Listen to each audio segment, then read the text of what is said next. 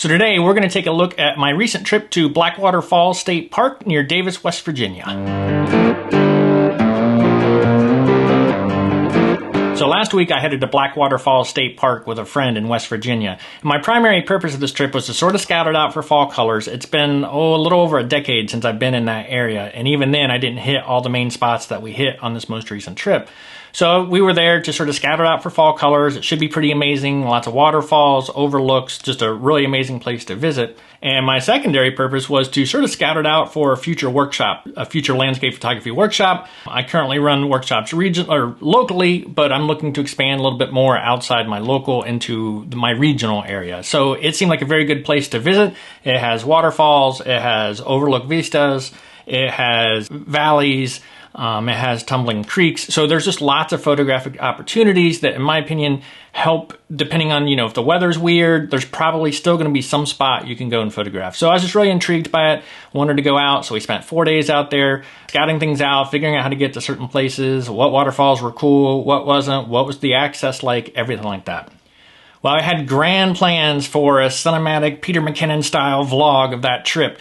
All the cinematic effects, drones following cars and everything like that. Well, it turns out that's a lot harder than I anticipated, and I still need some more practice to get up to that level to be able to put together a full vlog like that. But with that said, I still collected a lot of pictures, a lot of video along the way, and so we're going to sort of piece this together into sort of a trip report. We're going to hit where we went. I'll show you some photos, show you some video from each of those locations, and just a general overall trip report. Hopefully it'll be helpful if you yourself are planning a trip out into that area to get a little sneak peek of what we did when we're out there. And while my cinematic video didn't work out, it was hard to balance the primary purpose of that trip, scouting, with trying to capture a vlog style setup of it. It was still a very successful trip. We were able to scout several waterfalls, figure out how to get to certain places, figure out the certain ruggedness. We learned things about bridges being out and alternate routes to locations. And so it really was a great first trip out there as a scouting trip. I find it very successful, and I do hope you enjoy some of the footage that I did collect along the way. So the primary focus of this trip was around the Blackwater Falls State Park area. It is home to, of course, Blackwater Falls, which is a pretty awesome looking waterfall in the park, as well as several smaller waterfalls, multiple cascades down some of the ravines and creeks where they flow down into the Blackwater River, plus home to several overlooks that were just give you these wide, big mountain views, these vistas that I don't really get here in Ohio. So there were several opportunities just within and near the state park. The state park is just outside of Davis, West Virginia, which is a small mountain town. A few places to eat, little shops to browse. It is a town highest elevation within West Virginia. So a pretty cool little place to visit. And then we were also going to check out Dolly Sods Wilderness area, which, 45 minutes to an hour away. It just has some really cool rock features and terrain features. And so we wanted to go scout out, one, how do we get there? And two, what time of day would it be best to shoot? And again, all in prep for a fall trip. And then we looped through, went past Seneca Rocks to sort of check it out, get a feel for what's it like. Can you photograph it from the base? Do you need to climb it to go see, the overlooks? And then just really in general, the Canaan Valley in that region is just a very scenic, awesome place to go visit. There's a wildlife refuge. If you're a little more into wildlife photography, there's opportunities to go explore some of those areas as well. So let's dive into the trip. So for us, we left from Ohio to head out there. It's about a 4.5 hour plus trip. Pretty easy trip. It's interesting once you get on those mountain roads. Like my buddy said, you sort of have to pay attention. So it sort of makes the time go by quick, and it's scenery you don't really see out of flat Ohio.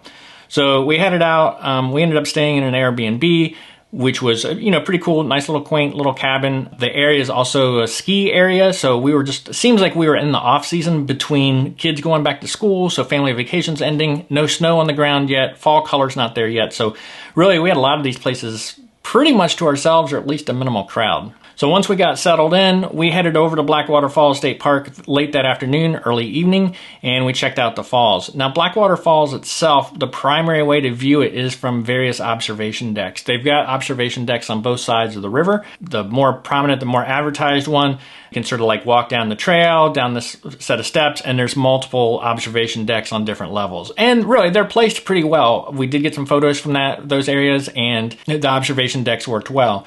There's also an observation deck on the other side of the river, which is from a higher vantage point, and sort of looks down in on it.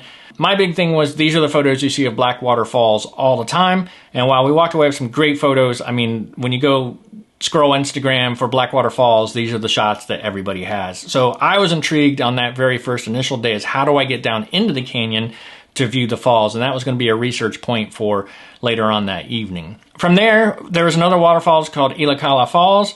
We headed over to go find the trailhead for that. Took a little bit. There's not a lot of cell connectivity, things like that. So, you know, hint, make sure to download your maps offline, make things a little easier. But it's a state park. It's not terrible to get around.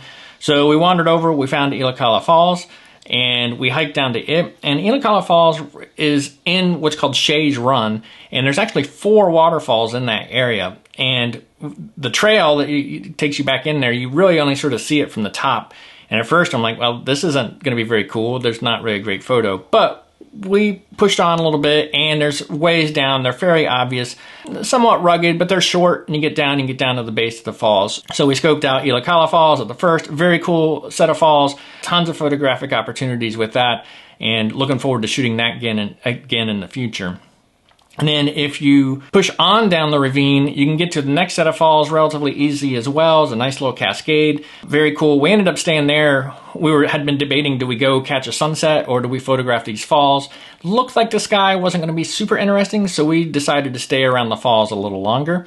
We did not push down to the 3rd and 4th falls. That'll be safe for a future trip. But we got those first 2, amazing time, relatively easy access to get to those, and they were very impressive. With that said, once we finished up at those falls, we did go scout out I guess it's relatively famous, Lindy Point. It's a very often photographed location within the Blackwater Falls State Park, and it's essentially an overlook over the canyon, and you can just see the canyon go off in the distance. Really cool. Like I said, the light wasn't great. We actually hiked back in the dark, but we hiked back, checked out the overlook. Definitely cool. I didn't really get any amazing photos from there, but it sort of was a scouting trip so that when later in this current trip, we could jump back in there and know exactly where we're going and what we were going to be looking at. So that wrapped up our first day there. That was our Thursday night there. We felt like we got a lot done, saw several waterfalls, figured out where lots of things were at, so that was pretty cool. That evening we went back, and like I said, I started researching how do we get down to the base of Blackwater Canyon. It is permissible by the Park Service. There's just no sanctioned trails down there. It's a little bit of route finding, and it's sort of a do-it-your-own risk thing with several signs around the area that's, you know, note the severe risk of going down because they are not maintained trails, and I wouldn't even really call them trails. It's more like routes down through the canyon walls to get down there. So anyways, we did some research on that, and as well as where we were going to stop first thing the next morning. And a waterfall called Douglas Falls kept popping up, looked like it was reasonable to access. So the next morning we headed out bright and early to go scout out Douglas Falls to begin with. We wanted the better light for the waterfalls. We figured trying to scout down into the canyon would be more of a scouting mission than a photography trip on that first go-round. So we chose to hit the falls first. This was a little closer to Thomas, West Virginia, which is a town about 2 to 3 miles away from Davis. Douglas Falls was off this gravel road. A lot of the trip descriptions mentioned this sketchy bridge that from pictures at first I was like, I don't know if I'm going to drive across that anyways.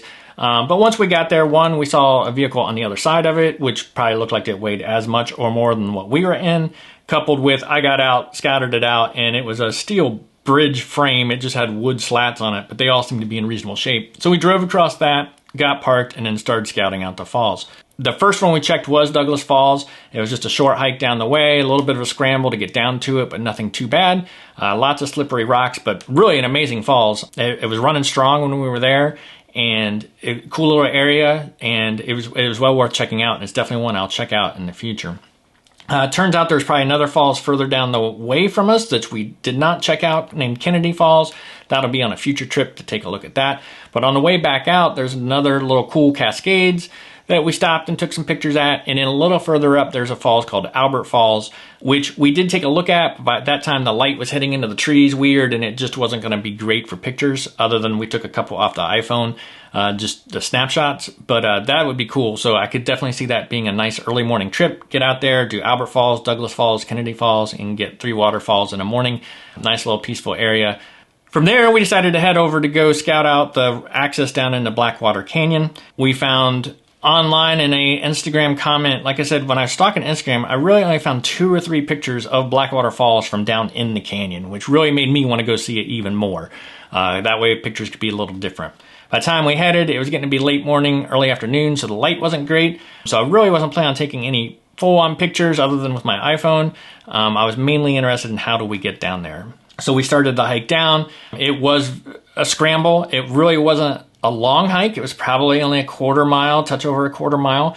The descent was very rough, boulder climbing, steep. Highly recommend walking sticks when doing it. And once we got down into the canyon bottom, it really didn't get much easier. We did have a good view of the falls, but where we came down at was a little further away.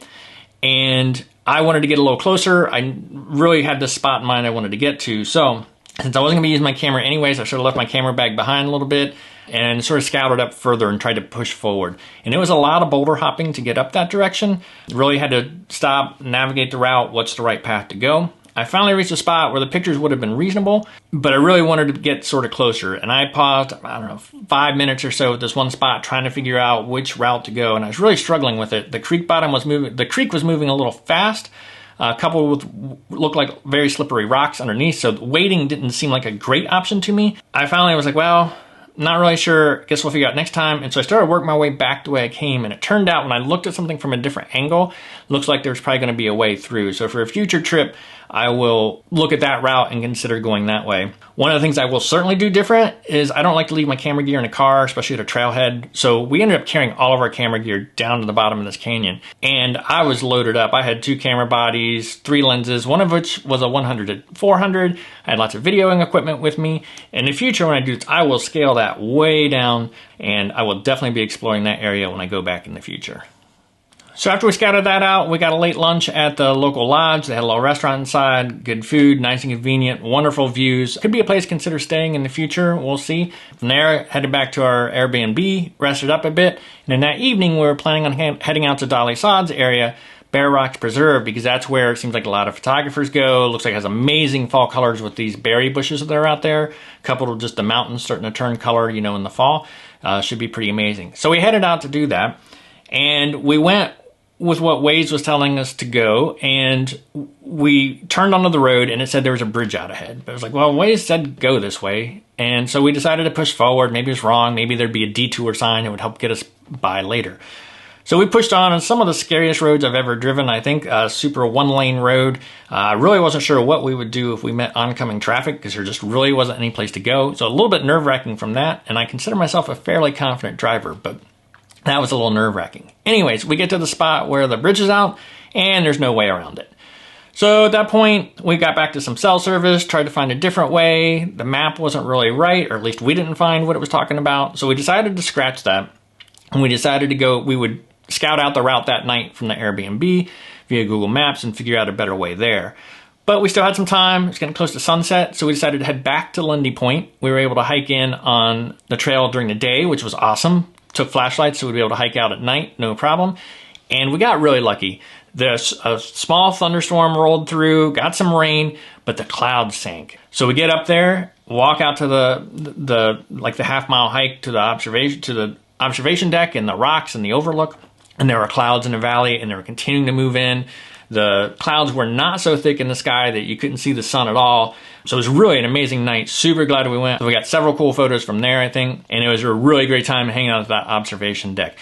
So once we wrapped up at Lindy Point, we headed back to the Airbnb, broke out the laptop, started scouting out a route to Dolly Sods that avoided that bridge out area. It didn't take too long once you had real internet access and maps and a full screen to sort of figure it out. Found a route in, not super difficult. Added about 10 minutes to it, but I'll tell you, in the future, I'd consider doing that route just because it turned out the roads we took to get there were not nearly as intimidating as the main route that used to be, which I just really can't imagine driving on when there's busy traffic going in and out of that particular area.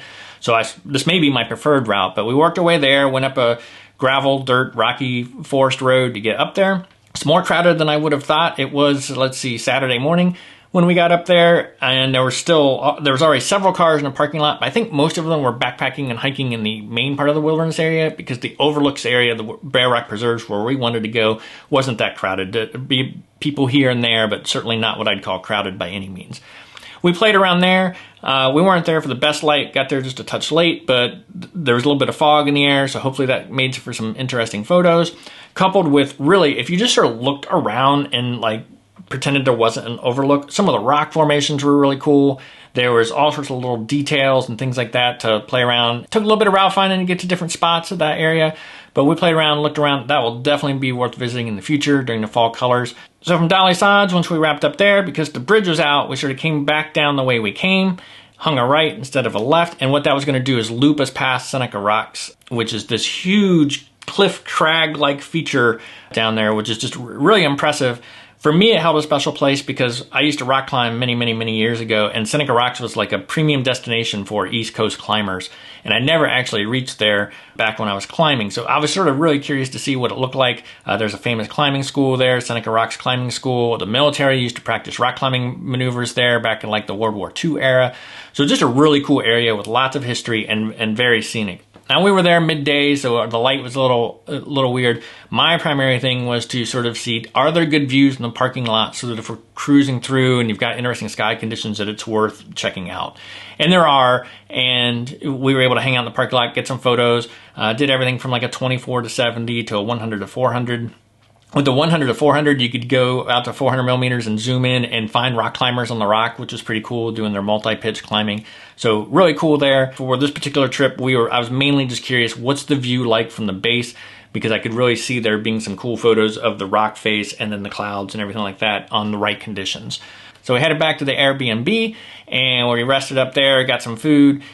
So once we were rested up, hydrated, and everything like that, we did head back out, and we went back to Blackwater Falls State Park. I wanted to check out an area called Pendleton Overlook. It was another overlook. It's easier to access than Lindy Point, but the view is not quite as great, but it was still pretty cool, because once you were there, like I said, it was easy to access. You could see down the canyon some, and I believe it overlooks like one of the widest parts of the canyon, so it was pretty cool there. When you looked across the valley, the canyon, you could see where Elakala Falls and Shays Run came down through, so you could see some of the waterfalls and cascades there through the trees, which was pretty cool. That was pretty interesting.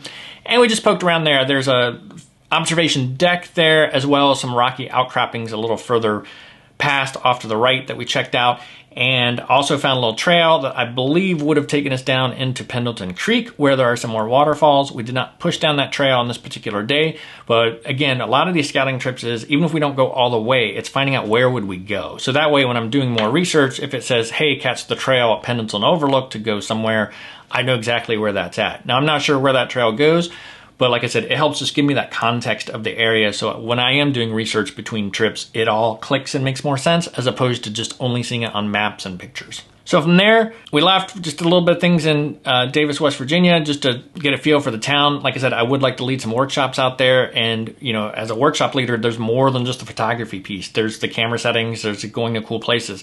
But then there's the what to do between things. You know, where do you eat? What's cool to do? So it's part of these trips are learning a little more about the local life and things like that. So I can make recommendations when people are out there on workshops with me. So then from there, later that evening, my friend I was with wanted to check out one of the wildlife refuges. We went to the main office. It was closed, but they had some maps, so we scouted out what looked like it had some interesting things. We chose a place on the map. Actually happened to be really close to where we were staying. Went out and just did a nice little 1.5-mile, 2-mile hike. Lots of scenery. Didn't really see any wildlife. It's sort of funny. The deer out there seemed to, where I would have thought they would have been, they seemed to like to go hang out by the road, because when we were driving out there, we saw lots of deer, but when we went into the wildlife refuge, they weren't really there. Definitely worth some more scouting of that for people that want to get some more wildlife photography in there. I do think there's options. It's just a little more research, but the whole the whole valley, I think I want to say I read about 70% of it is actually a national wildlife refuge. So I believe there's definitely some wildlife opportunities. We called it an early night that night. The clouds weren't amazing. We wouldn't have made it to another overlook in time to be able to catch some sunset. So we sort of called it an early evening, got some rest, headed back to the Airbnb, got prepped for the next day. So the next morning was the day we had to leave, and we needed to get packed up, so we did our packing, got our car loaded up, everything like that, and we had one more area I wanted to check out, again, just sort of see what it was about, and it was Pendleton's Creek area. But we headed over that way, and just sort of scouted out some things. I'd heard a couple different ways into Pendleton's Creek Valley drainage that runs down into the canyon, and we wanted to check one of those out. So we went, poked around at that, ended up in some really cool cascades that are towards the top of the Pendleton's Creek area. I want to say there's probably 4 cascades there. We checked out 3 of them. Not super hard to get access to. I'm not 100% sure if this would have taken us down to Pendleton Falls. That's a future research point. But it was a great little morning. Like I said, we just beat the morning light, so we were able to get some decent photos, I think, of some of the cascades. A very cool place. I could definitely see it as being a nice visit super early morning to get those cascades. They were super cool. So yeah, so we took a look at the top of the Pendleton Creek ravine. Like I said, it had the cascades. We didn't really reach the falls. I've got to research to figure out exactly how to get down there to check those out, because that seems pretty cool. I've heard it's pretty rugged and steep, but everything was rugged and steep. That's one thing I learned out there is here, if there's a waterfall, there's almost a trail that walks right up to it. Out there, it was like there was a trail that got you to the point where you head off to go scrambling to get to it. So it was, you know, nice little fun adventure. So that sort of wraps up my trip report. Like I said, we're primarily out there to do some scouting. We got to see lots of waterfalls, lots of overlooks. I feel like I really started to get a better feel for the area, both by being there, coupled with when I do additional research between now and our next trip. I'll be able to have better context of where things are at, what the trails are like, hiking times. So really great trip. Like I said, maybe on the next one, I'll have improved my cinematic skills. We'll get that Peter McKinnon style video out to you.